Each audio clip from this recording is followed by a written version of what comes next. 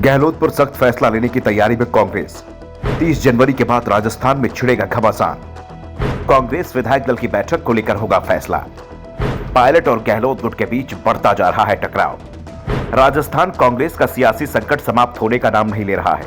अशोक गहलोत और सचिन पायलट के बीच चल रहा टकराव सड़क पर आ चुका है, लेकिन कांग्रेस इस पर कोई सख्त फैसला नहीं कर पा रही है। सब पहले संकेत मिले थे कि भारत जोड़ो यात्रा राजस्थान से निकलकर हरियाणा पहुंचेगी। उसके बाद राजस्थान को लेकर कांग्रेस सख्त फैसला ले सकती है, लेकिन अब पार्टी ने इसे 30 जनवरी तक के लिए टाल दिया है। 30 जनवरी को श्रीनगर पहुंचकर भारत जोड़ो यात्रा समाप्त हो जाएगी।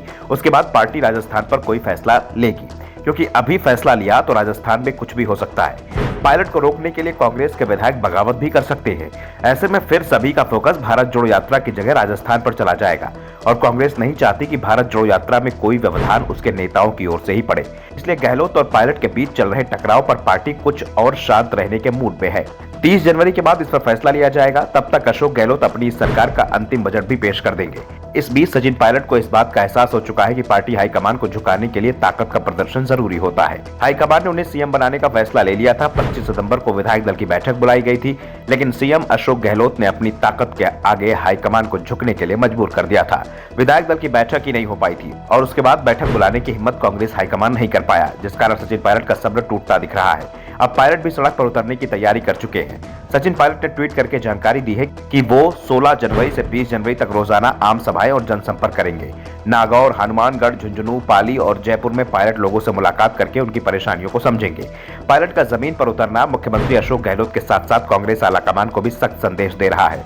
संदेश साफ है कि वे अब और समय का इंतजार नहीं कर सकते हैं। अगर कांग्रेस अध्यक्ष खड़गे उनको जिम्मेदारी नहीं देते हैं तो वो ज्यादा दिनों तक शांत बैठने वाले नहीं हैं।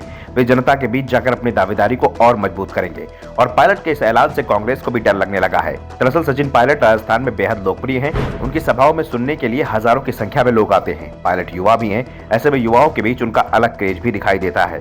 ऐसे में आगामी आम सभाओं और जनसंपर्क में भी बड़ी संख्या में लोग आते हैं, तो कांग्रेस आलाकमान पर दबाव बढ़ेगा।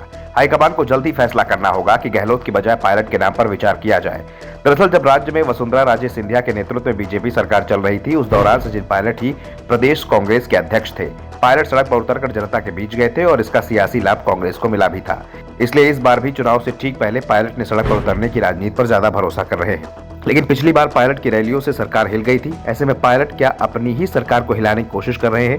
दावा किया जा रहा है कि पायलट ने सड़क पर उतरने का फैसला पार्टी हाईकमान को अपनी ताकत दिखाने के लिए किया है।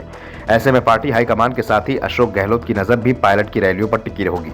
गहलोत की कोशिश होगी कि पायलट की रैलियों को फेल कर दिया जाए, लेकिन कैसे, ये रणनीति फिलहाल गहलोत के पास नहीं दिखाई दे रही है। यानी साफ है, आने वाले समय में राजस्थान कांग्रेस में आपसी खींचतान और तेज होगी।